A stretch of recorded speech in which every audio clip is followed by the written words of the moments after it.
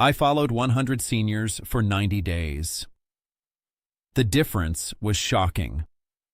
One of the most surprising things I witnessed in 35 years of medicine wasn't what happened overnight. It was what happened after 90 ordinary days. No surgery, no miracle pill, no dramatic before and after photo, just one small decision, repeated quietly, day after day, until the body itself began to change from the inside out. My name is Dr. Alan Mercer, and over the years, I've had the privilege of watching thousands of patients walk through my office doors. But a few years ago, I decided to do something a little different. I followed 100 seniors, all between the ages of 65 and 82, for 90 days. I split them loosely into two groups. Group A continued with their everyday habits, the ones so many of us fall into without even noticing. Group B made one single change, guided by their physicians, and stuck with it. That's it, one change. What happened between these two groups over those 90 days surprised even me, and I want to walk you through it week by week, because I think once you see it, you won't be able to unsee it in your own life. Before we go further, I want to be clear about something. This is not a weight loss challenge. This is not a miracle transformation story. Nobody in this study threw away their medications or reversed a diagnosis overnight. What I witnessed was something quieter and in some ways more powerful, because it's something almost anyone can do.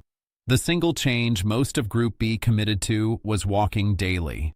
Not marathon training, not grueling workouts, just consistent, moderate walking, most days of the week, built into ordinary life.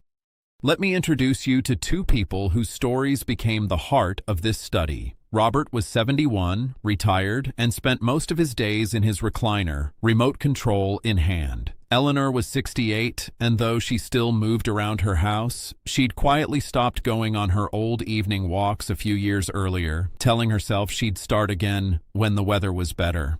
Sound familiar? I think a lot of us have said something like that to ourselves. Day one looked almost identical for everyone. Blood pressure readings, resting heart rates, balance tests, simple memory exercises, blood sugar checks. On paper, most of these 100 seniors looked remarkably similar. That's what made the next 90 days so revealing. By week 2, something interesting was already starting, though you wouldn't have seen it on the outside.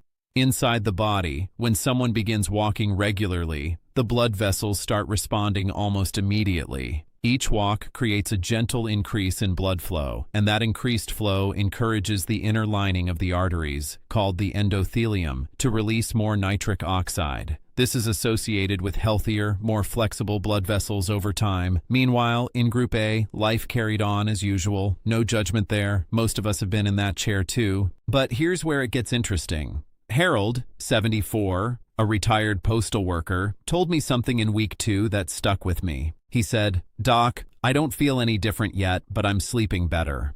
That's often how this begins, not with dramatic results, but with small, easy-to-miss signals. Improved sleep has been linked to daily physical activity in numerous studies from the National Institutes of Health, and Harold's experience was a perfect example. By day 30, the differences between the two groups started becoming a little more visible. In Group B, several participants reported having more energy in the afternoons, a time when many older adults typically feel that familiar midday slump. This is associated with improved circulation and more efficient oxygen delivery to muscles and organs, something that gradually improves with consistent movement. Patricia, 69, told me she'd stopped needing her afternoon nap most days. She wasn't trying to prove anything, she just noticed she didn't feel like she needed it anymore. Meanwhile, something else was happening quietly inside the bodies of Group B participants. Regular walking is associated with improved insulin sensitivity, meaning the body's cells become somewhat better at responding to insulin and moving glucose out of the bloodstream.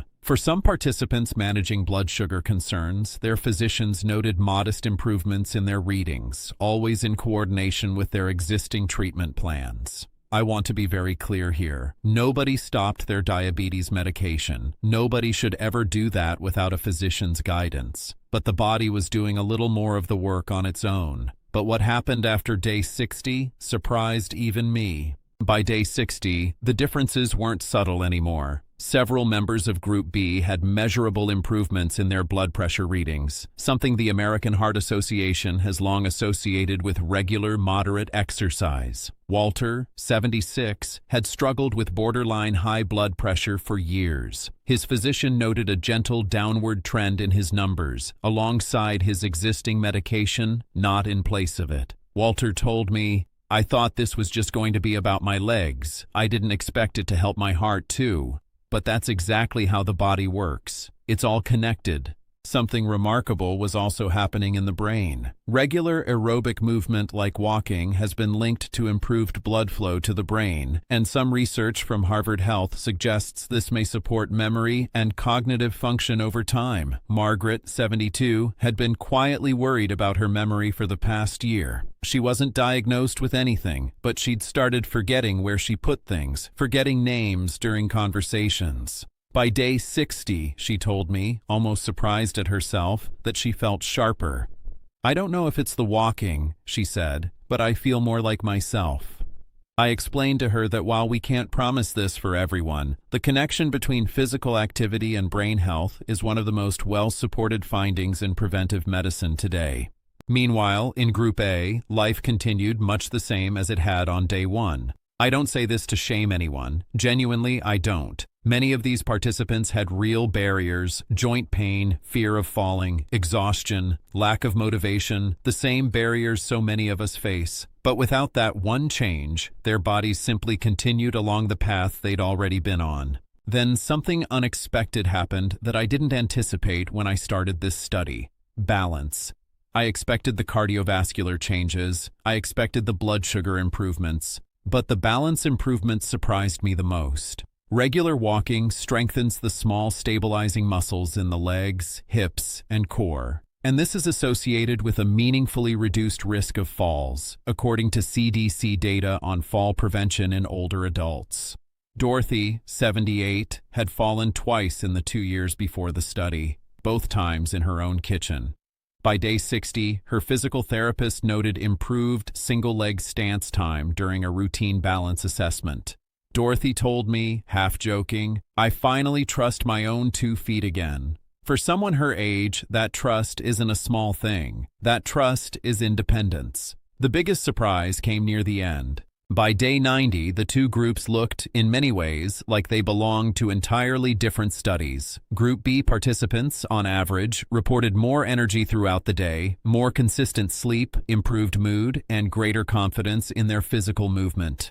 Their physicians documented modest but meaningful improvements in blood pressure, resting heart rate, and in several cases, blood sugar management, always as part of a broader treatment plan overseen by their own doctors. Frank, 75, one of the more skeptical members of Group B, put it best. He told me, "I didn't think a walk around the block was going to do much. I was wrong." Frank had started the study reluctantly, at his daughter's insistence. By day 90, he was walking with a neighbor most mornings, something that had become as much about companionship as it was about his health. And Group A? Many of them remained stable, some had setbacks, and a few, after seeing the changes in their neighbors and friends, decided partway through the study to start their own walking routine, with their physician's guidance. I always find that particularly touching. Change is contagious in the best possible way. So, what does all of this actually mean for you, watching this right now? It means that the body you have today isn't fixed. It's constantly responding to what you do or don't do day after day. It doesn't require perfection. It doesn't require a gym membership or a dramatic overhaul of your life. For most of the participants in Group B, it simply meant walking most days, at a pace that felt manageable, and being consistent about it.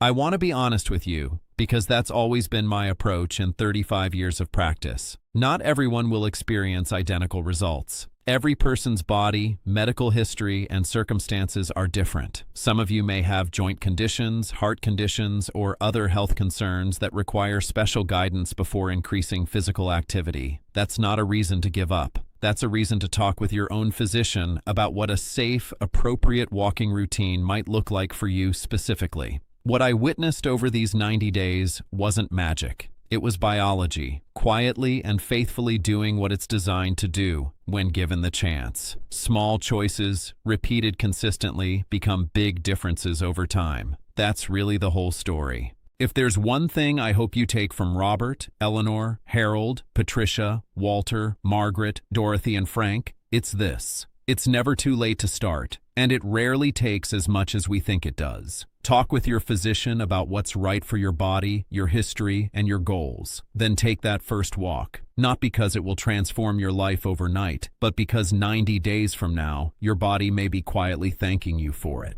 Take care of yourselves and take care of each other.